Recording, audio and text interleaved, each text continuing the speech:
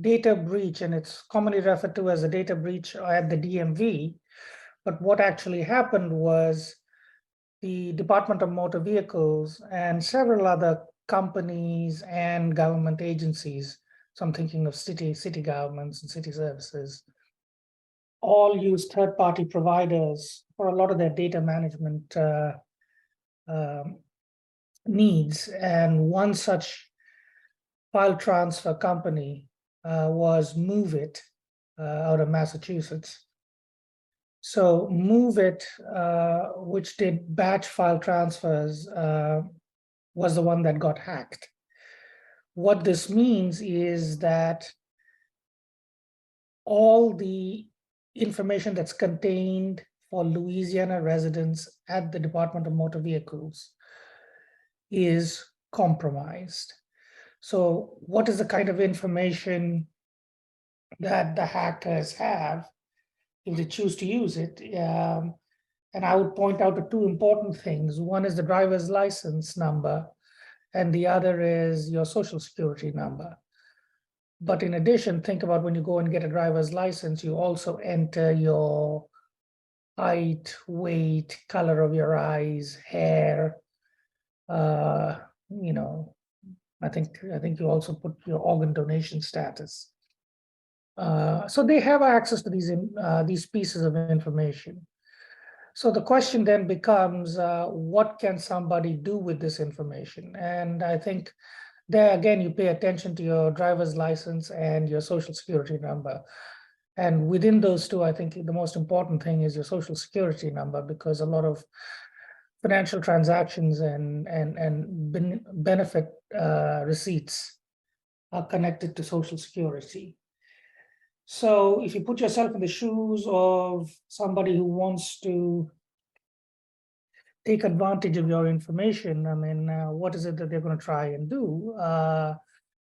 Financially, they would like to either access your funds or access your credit capacity, which means acting like you and borrowing in your name, for which you'll be responsible for paying, right? So the easiest way to block somebody from accessing credit in your name is to contact the credit reporting agencies. So what every lender does, so if you want an auto loan, car loan, you have a store credit card, you buy certain things online, they all run it through a credit rating agency. And there are three principal credit rating agencies: Experience, Equifax, and TransUnion. And so what you can do is essentially contact them, and I'll show you how. It's relatively easy, and put what's called a credit freeze on your credit report. What the credit freeze does is that it does not allow any lender to access your credit report unless the credit rating agency requests permission from you and you grant permission. So all it entails is for you to go to a site like TransUnion, for instance. So if you just Google, in case you don't remember, just Google TransUnion credit freeze and you will land on this page. And you can just add a freeze. It's as simple as that. Okay.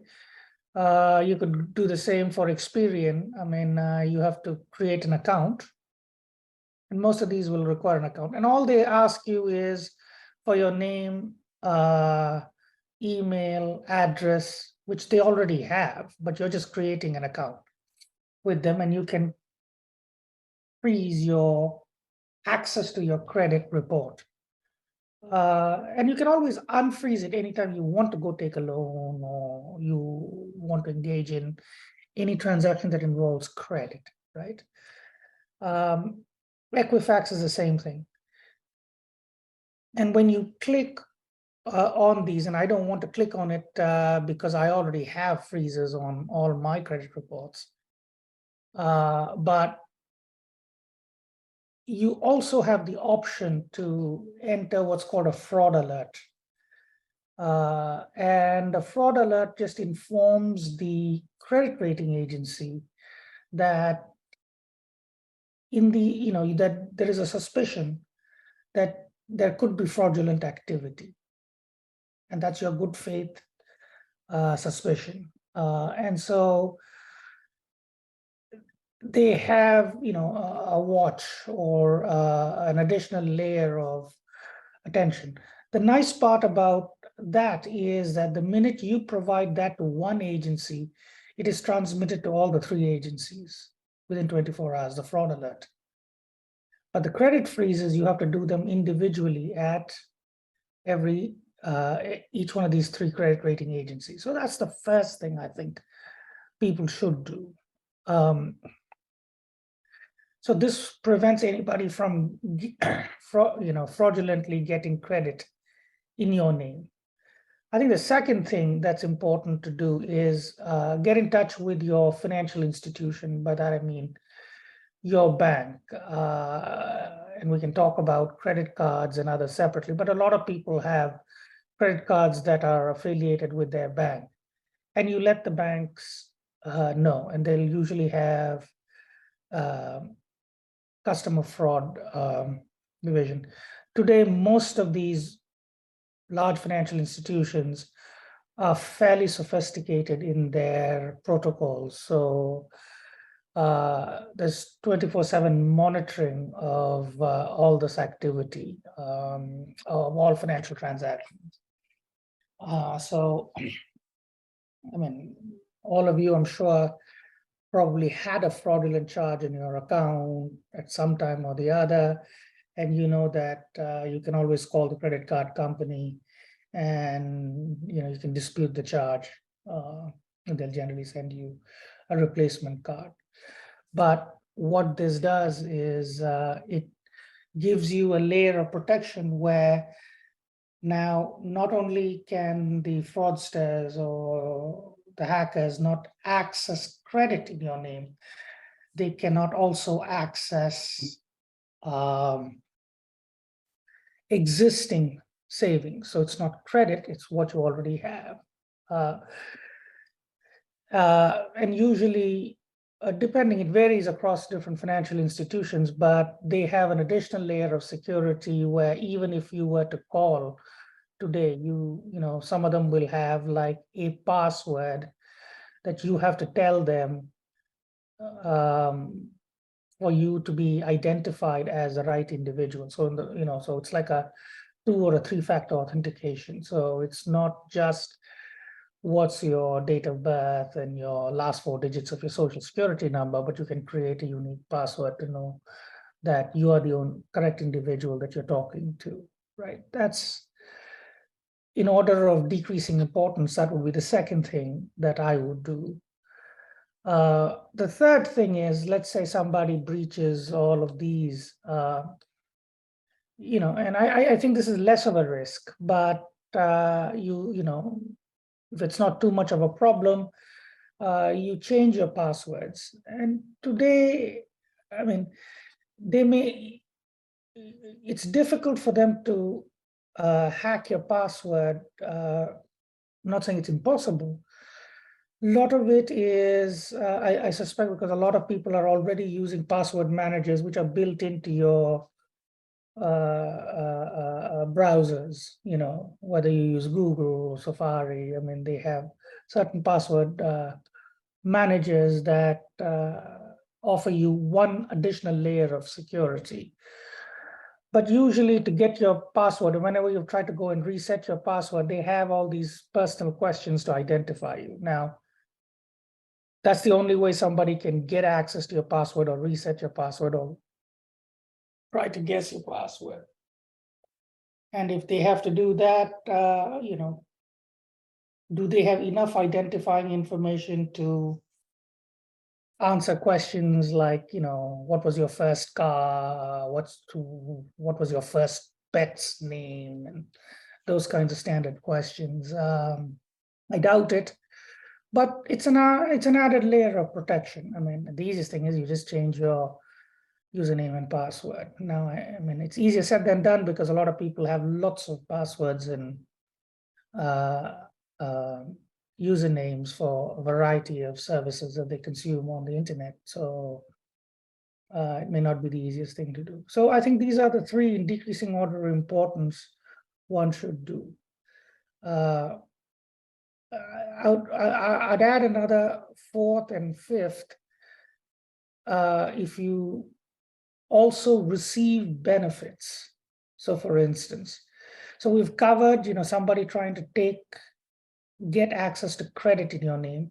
We've tried to cover ourselves from people trying to get access to your savings. Now, you often receive governmental benefits in the form of Social Security, for instance. Some people may have disability, etc. The problem is a lot of these things are linked to your Social Security number. So in the event that you are receiving Social Security benefits, I think you should call the Social Security Administration and let them know, and they'll generally put an additional layer of identification or security on it. I mean, if it's disability, you need to call the disability services for it.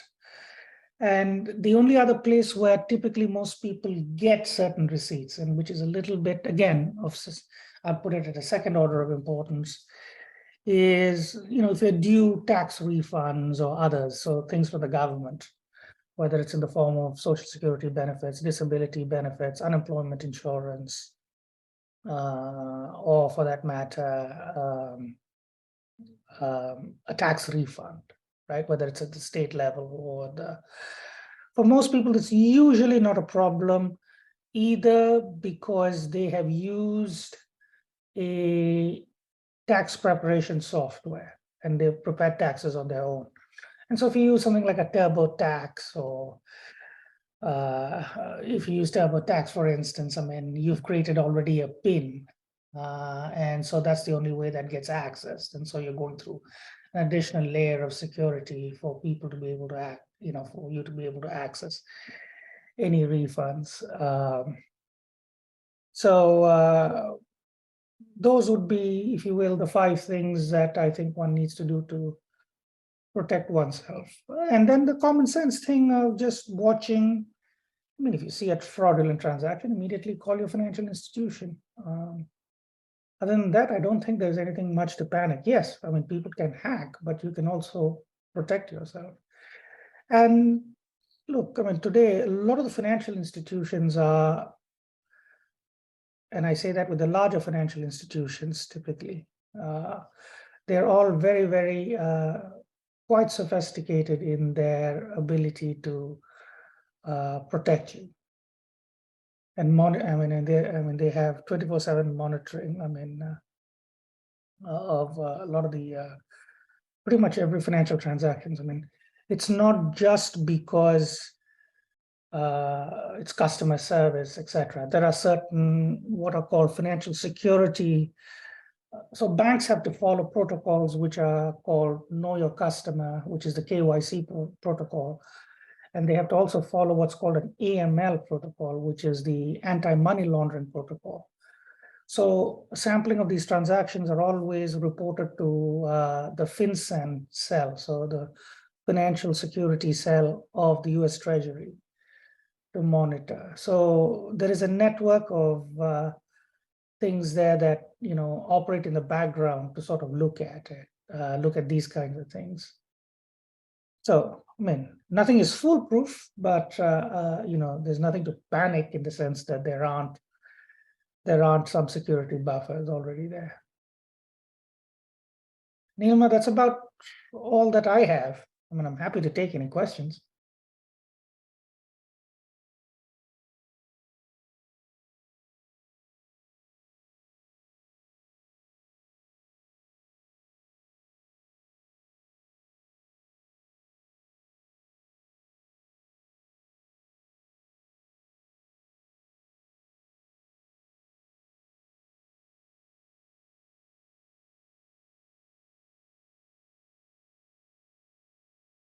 Hey, Rajesh, any questions, anything from anyone?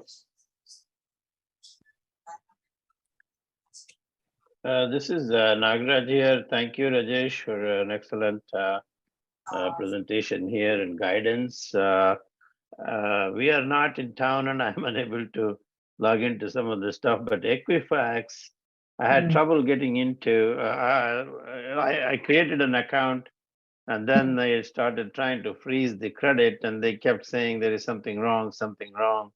And finally, I got a Really? message. So yeah, there's finally I get I thought maybe a lot of people are trying to do the same thing. That's why probably their system is overloaded.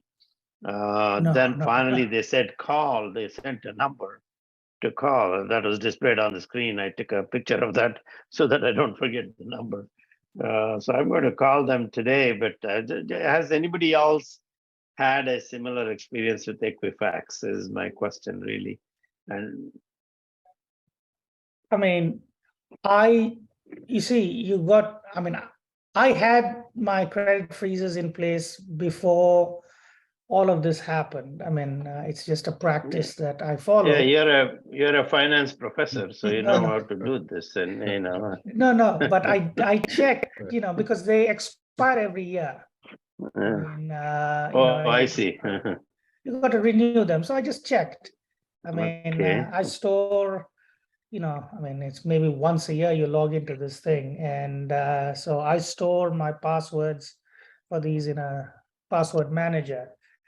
And so when I checked, it was fine. I mean, I could just get in and it said my freeze was still active.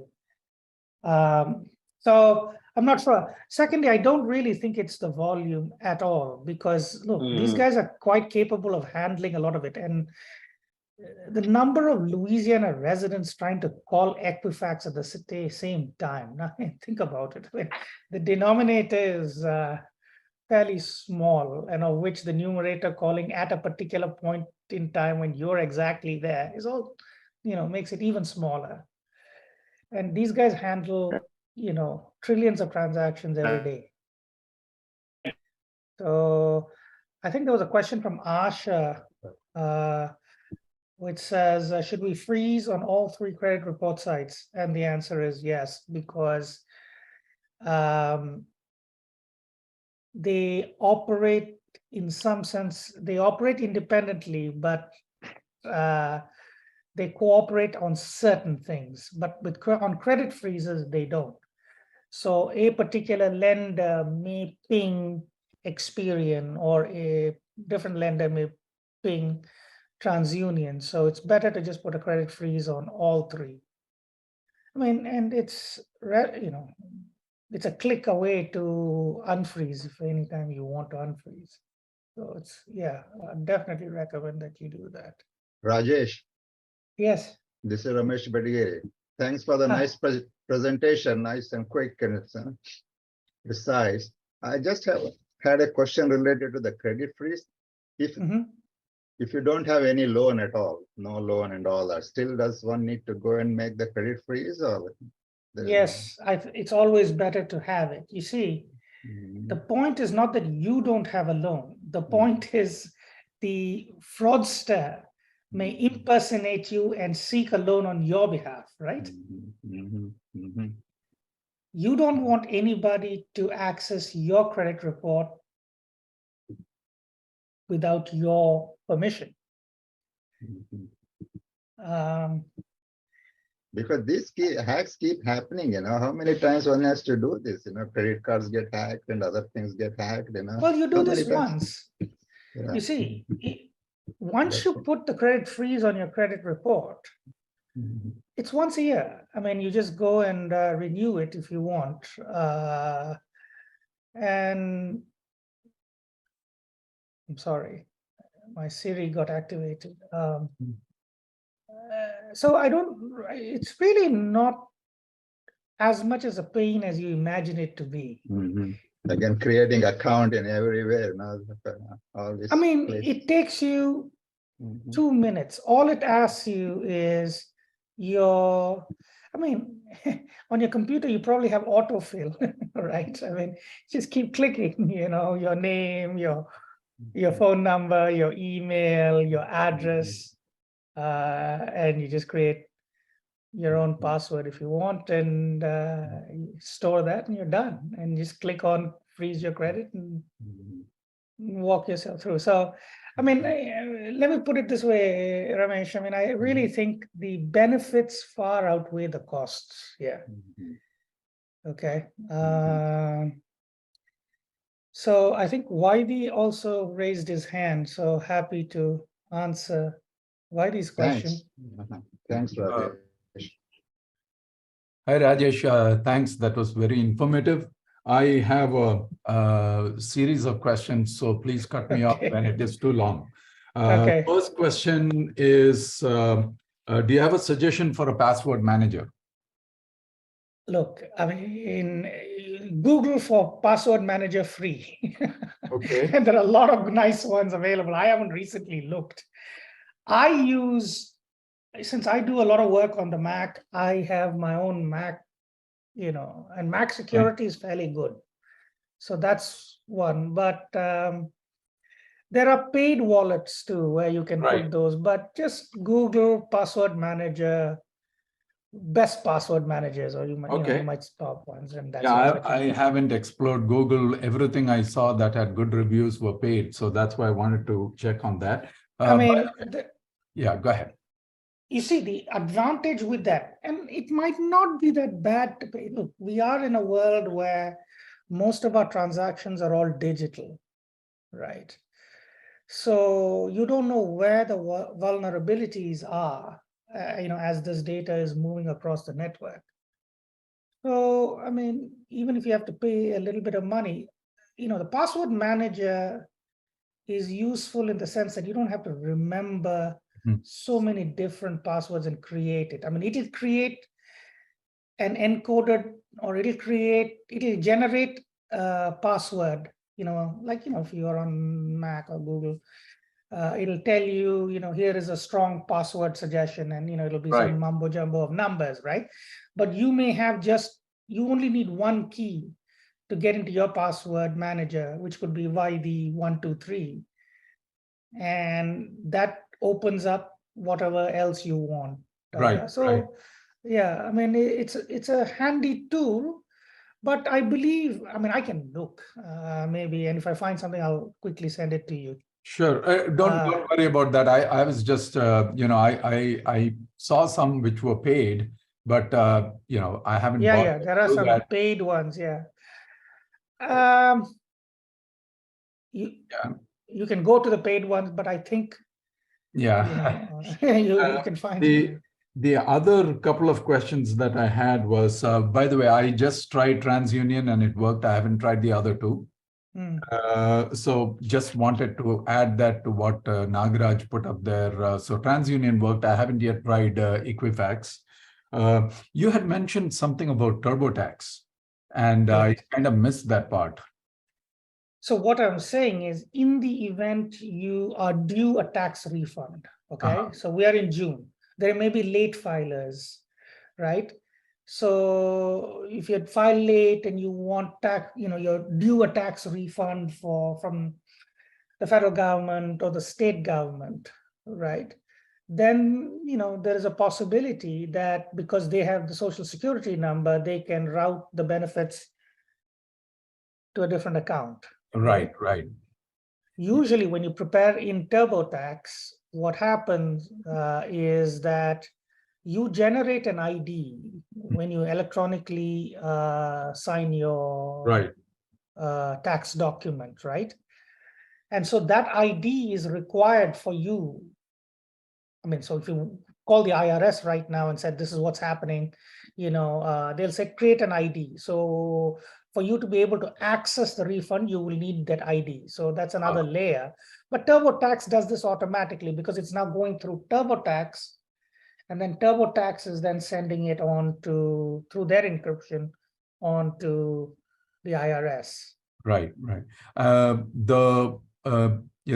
I didn't have this question before, but now that you mention it, let's say if you do an amendment or something like that, TurboTax usually has you mail things in. That is all digitized at the IRS end, and I assume that is safe, right? Yeah, that's probably say. Yeah, okay. So the last question I have is LSU offers this thing called, I think, Identity Force or something like Correct. that. Yeah. Is that some one-stop and they take care of all these things? Yes and no. First, I mean, it's relatively, I mean, I think, I have it. I mean, it's a form of insurance. I Okay. have it too, but I don't even know how it works. So it's there. So the identity, so it is like in the event you have, so there are two kinds of services. One set of services is where they will, which is typically a paid service.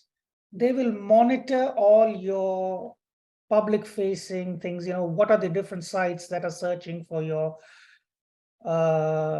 information and others, or if you appear in certain searches or whatever it is, they will then contact them to remove it and those kinds of things, right? That's like a cleanup kind of a thing. That's not what this identity theft protection from LSU is. That is more, the one from LSU is more of a, it's almost like an insurance, in the sense that if your identity is stolen, right, you can complain and say that these were fraudulent transactions, and just like your credit card sometimes gives you back the money if you dispute the charge, this identity theft will compensate you for it up to certain limits. So they don't really do anything to prevent the identity theft. They do. I mean, just like every insurance company also puts in certain things to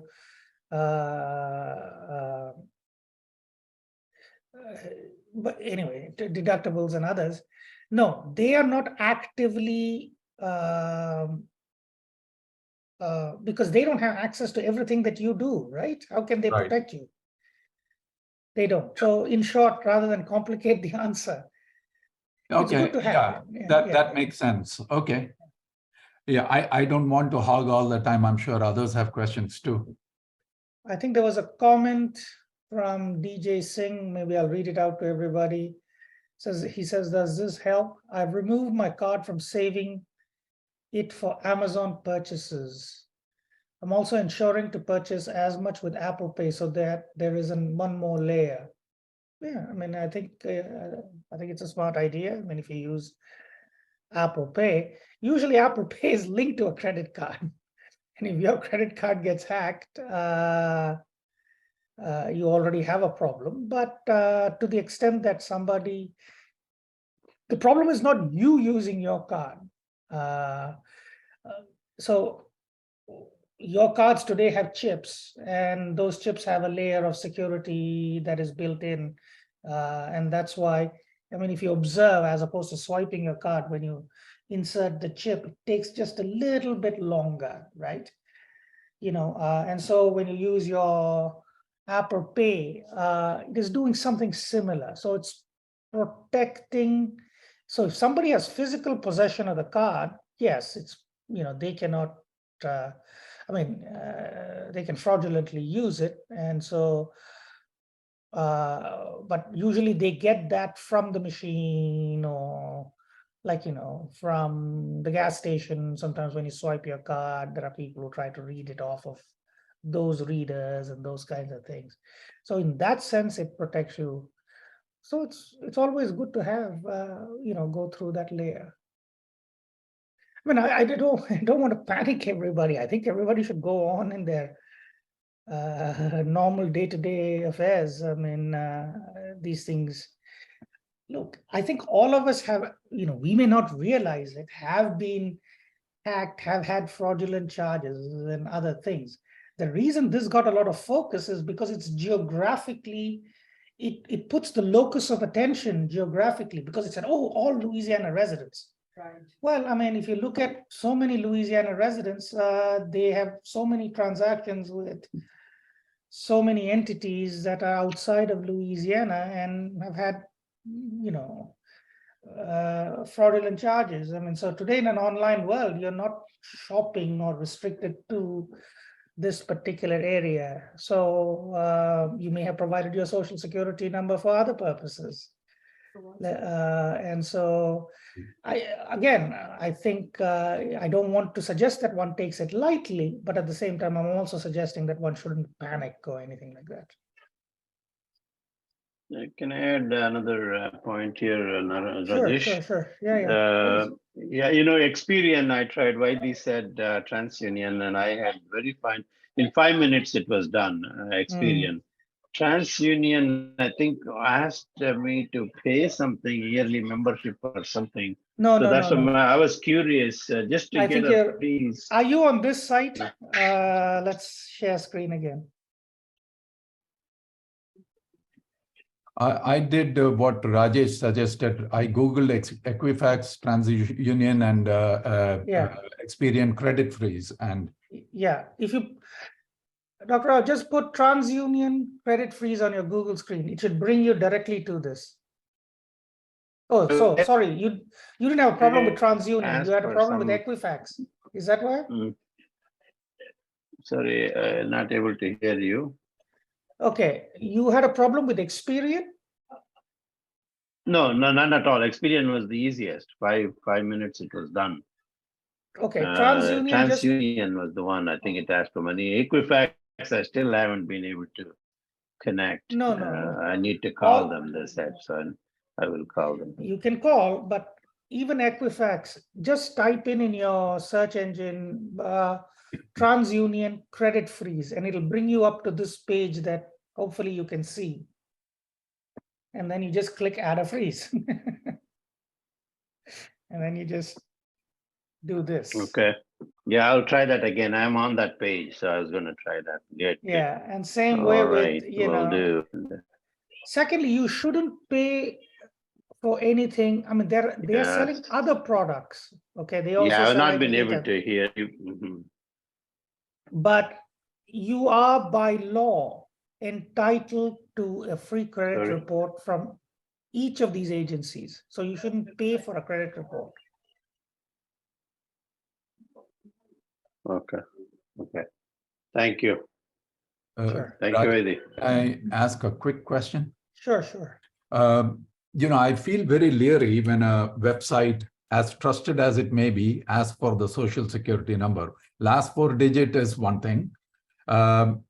I mean, I know Equifax and TransUnion need my social security number. Yes. They probably already have it.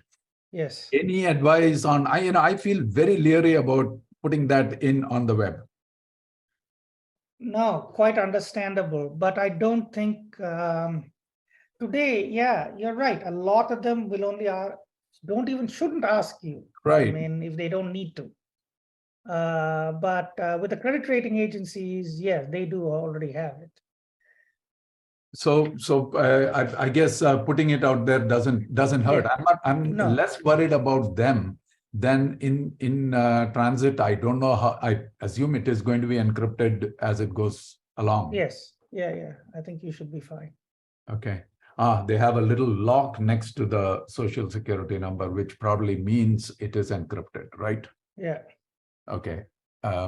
I mean, look at the people who are calling on the phone. I mean, right. They're providing it there too, right?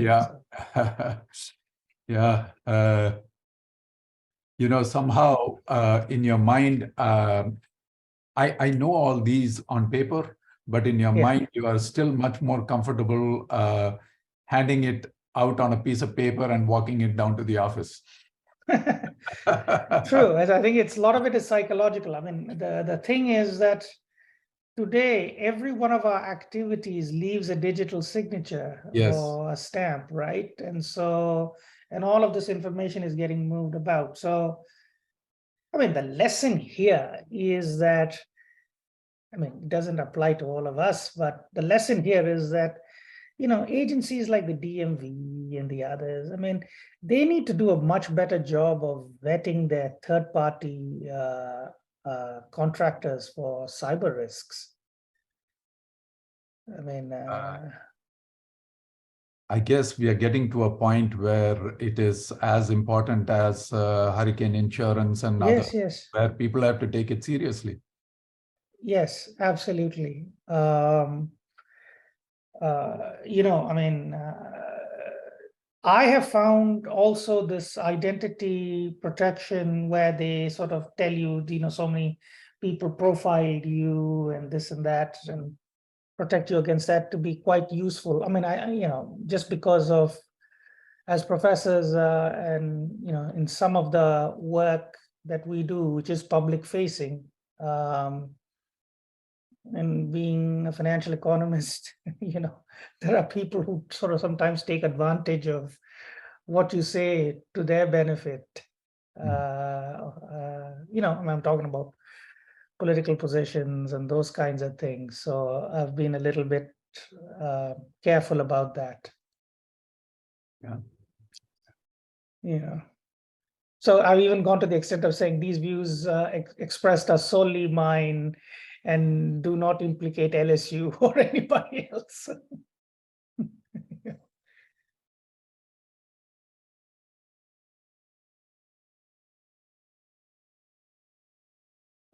I think we've managed to answer all the questions, so I don't want to hold everybody up. So Neelima, I mean, if you have anything else for me, let me know. If not, I think we're probably done. Thanks, I understand. Rajesh. Appreciate it. Thank you very Sure much. thing, sure. I still can't hear you. Yeah. Thank you, Rajesh. It was really helpful. This is Sudha here. Hi, Sudha.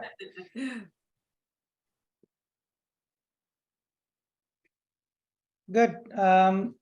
Do we just say bye-bye and leave? Okay, great. Thanks.